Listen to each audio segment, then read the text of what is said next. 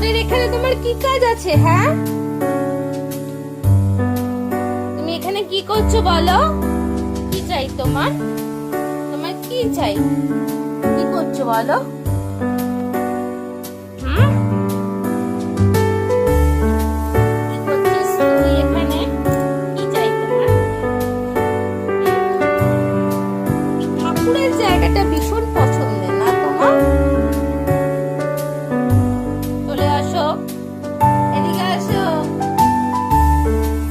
আসো, এদিকে আসো, এদিকে আসো। এটা কি তোর বসার জায়গা? হ্যাঁ, তুই নিজেই গোপাল ঠাকুরের মতন বসে আছিস।